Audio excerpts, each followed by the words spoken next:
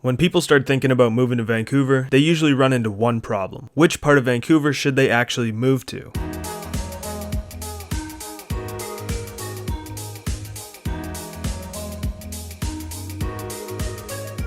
In this video, I'll be taking you guys out onto the streets of Vancouver with me, and we're going to visit a few different locations. I'll be telling you a bit about each area, also showing you what they look like, as well as telling you what the average one-bedroom apartment rents for in each area.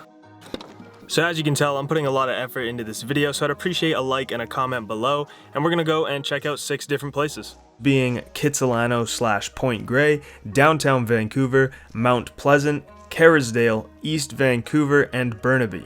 And to make our travels easier to follow, we've got me inside the car, driving around the map as well. And for our first location, we don't actually have to go that far because Kitsilano is the area that I live in. So the average one-bedroom apartment goes for around $1,900 a month in Kitsilano.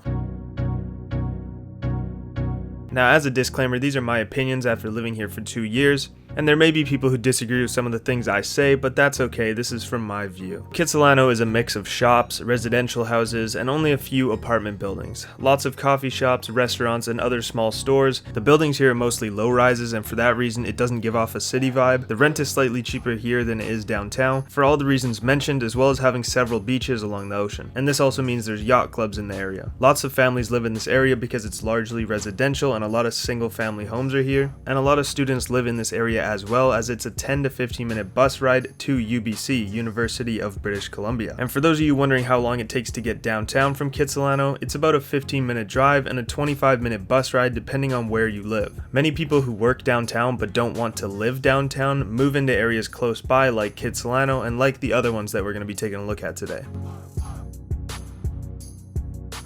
So I just arrived in downtown Vancouver. It took me about 20 minutes to find parking, which is something you can expect in the city. Right now I'm in the west end of Vancouver, which you'll see on the map where that is. And the average rent in all of downtown is around $2,200 a month. Since downtown is so big, it varies from the different areas. So I'm gonna be breaking like downtown into 4 different places. But the average rent for all of downtown is about $2,200 a month. Downtown itself has pretty much everything you'd think a downtown would have. Malls, restaurants, hotels, apartment buildings, etc. But there are different areas within downtown that can be broken down even more. We've got the West End, GasTown, Yaletown, and downtown Eastside. The West End buildings are mostly apartment buildings and some office buildings with a good mix of restaurants near the water as well. It's a super nice area and very well kept all the time. If you want to live in a city but also want to be close to beaches, the West End is probably the best place in Vancouver for you. And this is also the most expensive area in downtown to live in on average.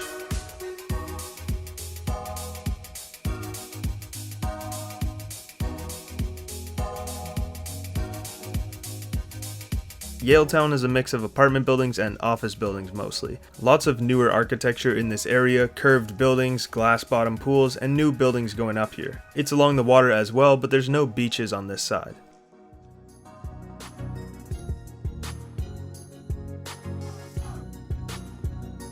GasTown is the oldest part of Vancouver. There's several cobblestone streets still, and people say it adds a lot of charm. Most of the buildings are older, there's not a ton of apartment buildings here, but there's still some. I usually find myself in GasTown for either going to a restaurant or heading to one of the many pubs.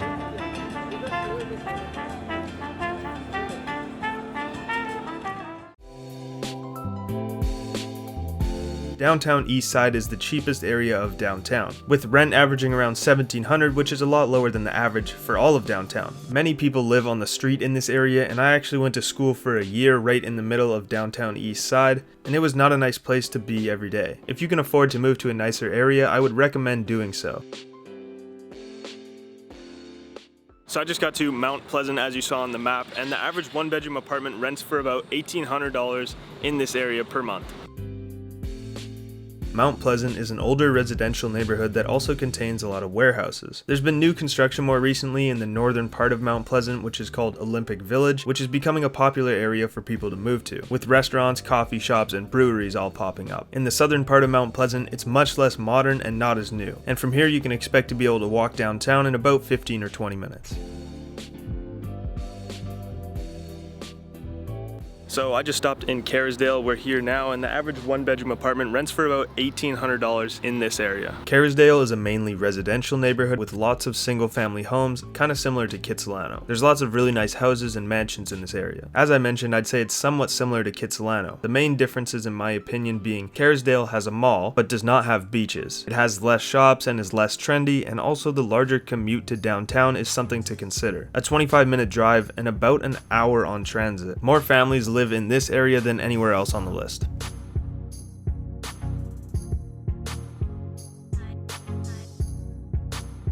Alright, so I just parked in East Vancouver, and the average rent is the lowest out of anywhere else we're looking at today, which is at $1,600 per month. That's the average. And by the way, you can find lower than the average in all these places. It's just that I'm telling you the average. So you can get above or lower. It just might be hard to find lower things. Majority of East Vancouver is older residential homes with apartment buildings here and there. On average, it's one of the cheapest areas to live in within Vancouver. And that's mainly due to the area being older, meaning the construction was done quite a while ago, and also not being along the water at all. It would be about a 15-minute drive to downtown or a 25-minute ride on transit.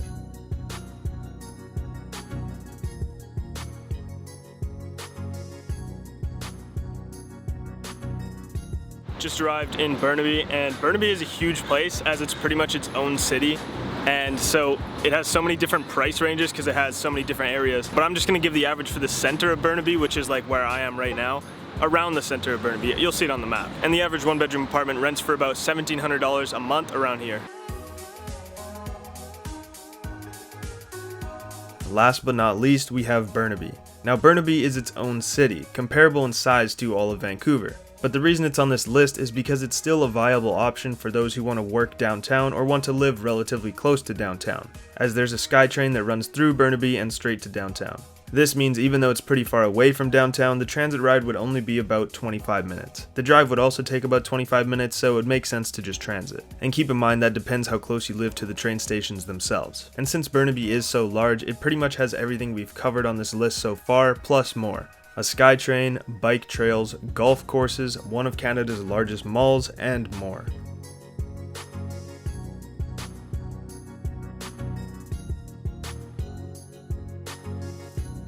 Once again, here's the map with all of the locations we visited today, and also the average one-bedroom apartment rent for each of those areas underneath. And those are the 6 areas that I thought were worth mentioning if you're thinking about moving to Vancouver. And of course, these were all my opinions, so feel free to let me know what you think in the comments below. If you disagree with anything, I'd be interested in hearing it. A lot of people who watch this channel aren't actually subscribed, so I'd appreciate it if you subscribed if you're not already. And as always, if you guys have any questions about any of the stuff I covered in this video or Vancouver as a whole, be sure to drop them in the comments below and I'll try to get back to you. I also read and respond to all the questions I get on Instagram, so if you want, you can DM me there at adamjbell. Insta. I almost forgot my own name. Hopefully the video was helpful to some of you. I hope you have a great day, and I'll see you next week.